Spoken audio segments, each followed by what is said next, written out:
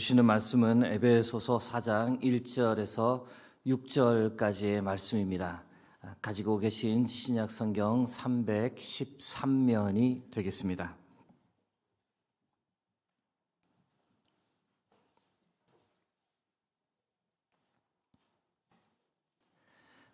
에베소서 4장 1절에서 6절까지의 말씀, 허락하신 말씀 교독하겠습니다. 그러므로 주 안에서 갇힌 내가 너희를 권하노니 너희가 부르심을 받은 일에 합당하게 행하여 모든 겸손과 온유로 하고 오래 참음으로 사랑 가운데서 서로 용납하고 평안에 매는 줄로 성령이 하나 되게 하신 것을 힘써 지키라. 몸이 하나요 성령도 한 분이시니 이와 같이 너희가 부르심의 한 소망 안에서 부르심을 받았느니라.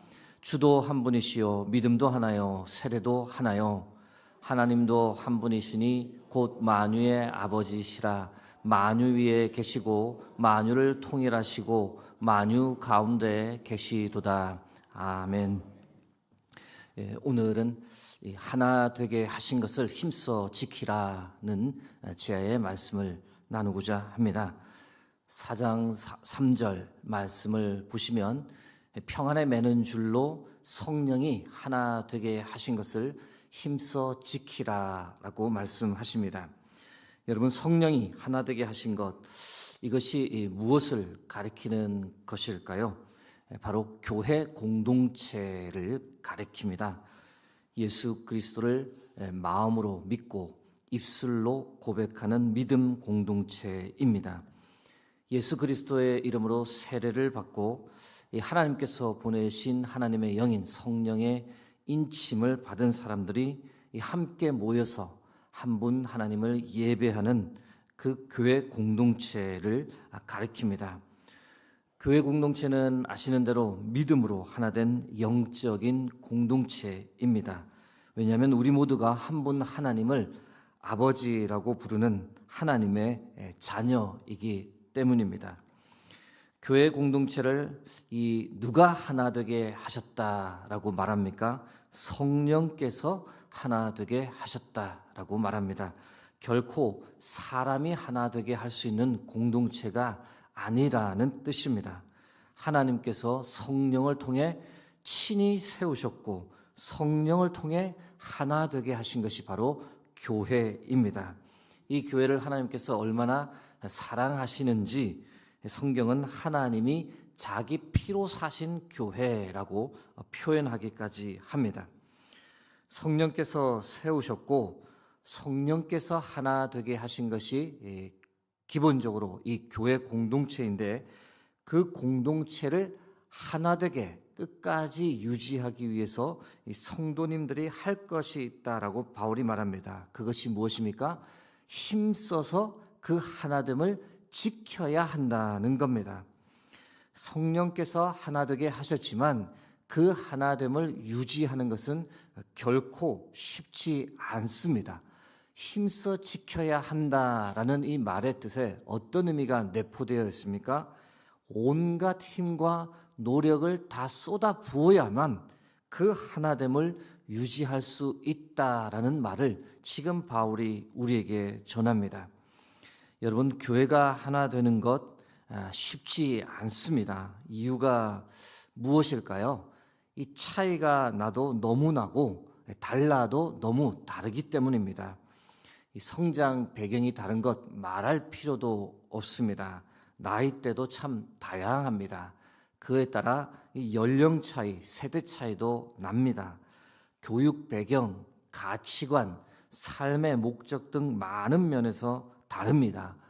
지금은 예민하지만 이 정치적 견해도 또 서로 다릅니다.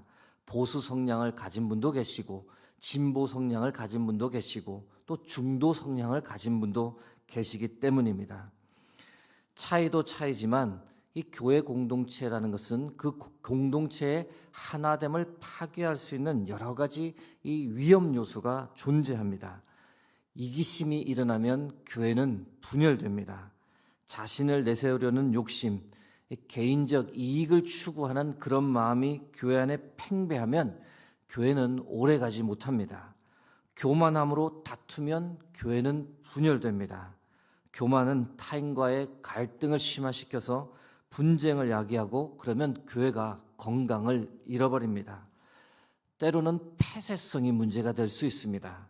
사회가 급변합니다. 물론 그 변화를 교회가 다 수용할 수도 없고 수용해서도 안 되지만, 그러나 변화를 너무 거부해버리면 새로운 세대가 유입되지 못하고 결국 교회는 사양길로 가게 됩니다. 또한 교회가 교회의 분명한 목적을 상실해버리면 교회는 오래가지 못합니다.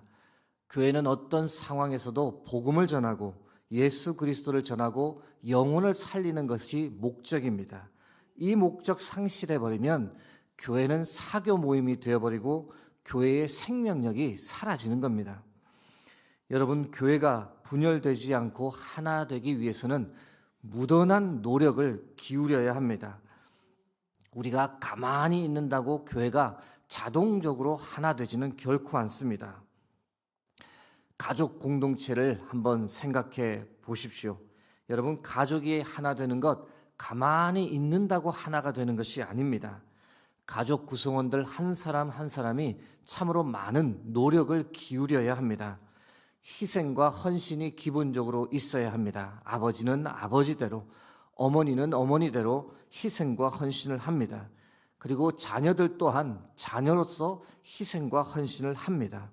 서로에게 필요한 도움을 제공하고 사랑으로 서로 봉사하는 마음을 가져야 가족이 하나 됩니다. 함께 하려는 시간 가지려고 애쓰는 것도 이 하나됨을 위해 중요합니다. 식사를 같이 하고 여행을 하거나 다양한 활동을 같이 하며 이 가족의 유대감을 강화하기 위해 노력해야 합니다. 편안하게 대화할 수 있는 시간을 또 만들어 마음속을 나누는 것이 또 필요합니다. 존중하고 이해하는 태도 가져야 합니다.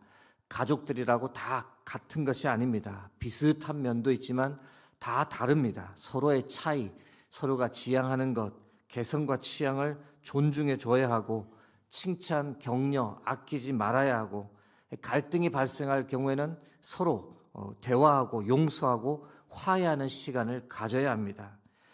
가족의 하나됨, 가족이라고 해서 자동적으로 이루어지는 것이 아닙니다. 방금 말씀드렸던 이런 노력하지 않으면 그 가족의 하나됨 참 이루기 힘든 겁니다. 다시 교회 공동체로 돌아옵니다. 우리는 어떻게 하면 성령이 하나 되게 하신 것을 잘 지킬 수 있을까요? 무엇에 힘쓰며 살아가야 할까요? 교회 공동체의 하나됨을 유지하기 위해 우리가 노력해야 할 것, 에베소서 4장 2절 말씀이 친절하게 우리에게 알려줍니다. 4장 2절 말씀입니다. 모든 겸손과 온유로 하고 오래 참음으로 사랑 가운데서 서로 용납하고, 이 교회의 하나됨을 위해 우리가 무엇에 힘써야 할지를 4가지 알려줍니다. 겸손, 온유, 오래 참음, 사랑 가운데서 서로 용납할 것. 오늘은 시간 관계상 첫 번째 겸손에 관해서 여러분과 나누고자 합니다. 하나가 되려면 겸손해야 한다. 이 사도 바울이 우리에게 전하는 메시지입니다. 겸손이란 것은 이 단지 교회 공동체뿐 아니라 모든 공동체가 하나됨을 유지하기 위해서 꼭 필요한 덕목입니다. 겸손이란 남을 존중하고 자기를 내세우지 않는 태도를 뜻합니다. 반대말이 무엇이겠습니까? 교만입니다. 잘난 체하고 뽐내고 건방진 태도를 말합니다. 여러분, 공동체에 겸손한 사람이 많으면, 겸손한 사람이 리더십을 형성하면 공동체가 하나 되고 그 공동체에 사람들이 많이 모이게 됩니다. 그러나 반대로 교만한 사람이 많고 교만한 사람이 리더십을 이루면 사람들 금방 그것을 알아봅니다. 공동체를 떠나게 되고 공동체는 쉽게 와해되어 버립니다.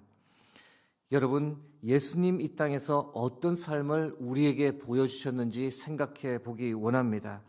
겸손이 무엇인지 몸소 다 삶으로 보여주셨습니다. 근본 하나님의 본체이셨지만 하나님과 동등됨을 취할 것으로 여기지 않고 하늘 보자 다 내려놓고 겸손함으로 이 땅에 내려오셨습니다. 인간을 향해 자신의 권위와 권력을 충분히 주장할 수 있으셨지만 한 번도 그렇게 하신 적이 없으셨습니다. 12제자의 스승이었음에도 불구하고 오히려 제자들의 발을 씻겨주시며 너희들도 겸손하게 서로 발을 씻어주는 삶을 살아가라 라고 말씀해 주셨습니다. 12군단 되는 천사를 호령해 당장이라도 모든 것을 뒤엎을 수 있는 권세가 있으셨지만 자신을 죽이려는 사람들에 오히려 끌려가셨고 겸손함으로 우리를 위해 십자가 형벌까지 다 받으셨습니다. 예수님의 겸손을 마태복음 11장 28절에서 30절 말씀은 이렇게 표현합니다. 수고하고 무거운 짐진 자들아 다 내게로 오라. 내가 너희를 쉬게 하리라. 나는 마음이 온유하고 겸손하니 나의 멍에를 메고 내게 배우라. 그리하면 너희 마음이 쉼을 얻으리니 이는 내 멍에는 쉽고 내 짐은 가벼움이라 하시니라. 그런데 안타까운 것은 정반대로 우리는 참 교만하기 쉽습니다. 누구보다 무언가를 잘한다라는 생각에 사로잡히면 이 사람이 교만하게 됩니다. 내가 했어. 나니까 한 거야. 이 사람이 교만해지면 그 끝이 무엇이냐? 하나님 없어도 문제 없어. 하나님 없어도 잘할 수 있어. 이것이 바로 교만의 끝입니다. 교회 공동체에 교만한 사람 많으면 분쟁과 갈등이 일어납니다. 자신들의 주장 강력하게 피력하고 남의 주장 받아들이지 않으면 당연히 분쟁과 갈등이 발생할 수밖에 없습니다. 그래서 하나님께서 가장 싫어하는 것이 교만이다라고 지적하실 정도로 성경은 언급합니다. 잠언 6장 16절에서 17절 말씀입니다. 여호와께서 미워하시는 것 곧 그의 마음에 싫어하시는 것이 예 7가지니 곧 교만한 눈과 거짓된 혀와 무죄한 자의 피를 흘리는 손과 가장 싫어하시는 것 첫 번째로 언급되는 것이 교만입니다. 사랑하는 성도 여러분, 우리는 이 교만의 마음을 다 내어버리고 하나님 앞에서 늘 겸손한 삶을 살아갈 수 있기를 간절히 소망합니다.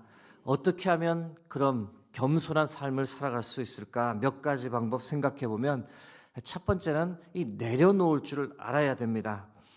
예수님께서 하늘 보자 내려놓고 이 땅에 오신 것처럼 우리 역시 겸손히 살려면 자꾸 이렇게 내려놓아야 합니다. 말씀드린 대로 예수님 아무것도 주장하지 않으셨습니다. 내가 이 정도 되는 사람이야 라고 자랑하지 않으셨습니다. 그런 주님 본받아 우리도 내려놓을 필요가 있습니다. 내가 잘한다라고 생각하는 것, 내가 이루었다라고 생각하는 것, 내가 자랑하고 싶은 것들 다 내려놓을 필요가 있습니다.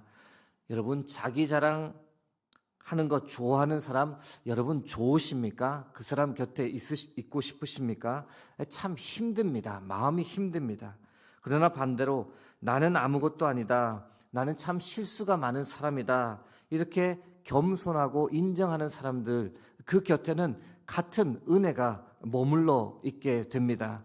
그런 모습, 내려놓는 은혜가 우리 삶의 모두에게 있기를 간절히 소망합니다. 겸손하려면 두 번째는 자기보다 남을 낮게 여겨야 합니다. 빌립보서 2장 2절에서 3절 말씀입니다. 마음을 같이하여 같은 사랑을 가지고 뜻을 합하며 한 마음을 품어 아무 일에든지 다툼이나 허용으로 하지 말고 오직 겸손한 마음으로 각각 자기보다 남을 낮게 여기고. 여러분 주위 둘러보시면 실제로 나보다 참 모든 것을 잘하는 분들이 얼마나 많은지 모릅니다. 사람 참 잘 챙기는 분들 보면 감동을 받습니다. 우리는 그렇게까지 하지 못하기 때문입니다. 교회에서 자기의 건강 아끼지 않고 헌신하는 분들 보면 존경의 마음 가지게 됩니다. 우리가 쉽게 그렇게 하지 못하기 때문입니다. 사회생활도 바쁜데 교회 일까지 열심히 하는 분들 보면 도전을 많이 받습니다. 제가 목회자이지만 평신도 분들 중에 목회자보다 믿음 좋은 분들 참 많습니다. 그런 분들 보면 제가 은혜를 많이 받습니다. 여러분 겸손해야 합니다. 겸손하려면 우리 주위 다른 사람들이 나보다 낫다라는 사실을 인정하며 살아가는 것이 꼭 필요합니다. 겸손하려면 마지막 세 번째는 겸손한 자에게 하나님은 복을 주신다라는 것을 명심하며 우리가 살아야 합니다. 야고보서 4장 6절입니다. 그러나 더욱 큰 은혜를 주시나니 그러므로 일렀으되 하나님이 교만한 자를 물리치시고 겸손한 자에게 은혜를 주신다 하였느니라. 구체적으로 겸손한 자에게 하나님께서 어떤 은혜를 주시겠습니까? 잠언서 22장 4절 말씀입니다. 겸손과 여호와를 경외함의 보상은 재물과 영광과 생명이니라. 어떤 은혜를 주신다고요? 재물과 영광과 생명, 이 세 가지면 다 주시는 것 아니겠습니까? 여러분, 하나님을 경외하는 것과 겸손은 이 동전의 양면과 같습니다. 하나님 경외하면 당연히 겸손하게 되죠.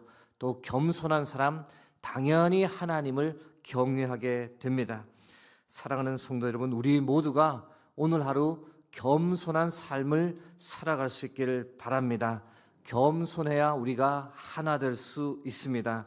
겸손해야 성령께서 하나 되게 하신 이 수유동교회를 우리가 힘써 지킬 수 있습니다. 이 은혜가 우리 교회에, 우리 각자의 삶에 충만하게 넘치길 주의 이름으로 축복합니다. 함께 기도하겠습니다. 살아계신 하나님, 귀한 수유동교회에서 믿음 생활할 수 있도록 인도해 주심을 감사드립니다.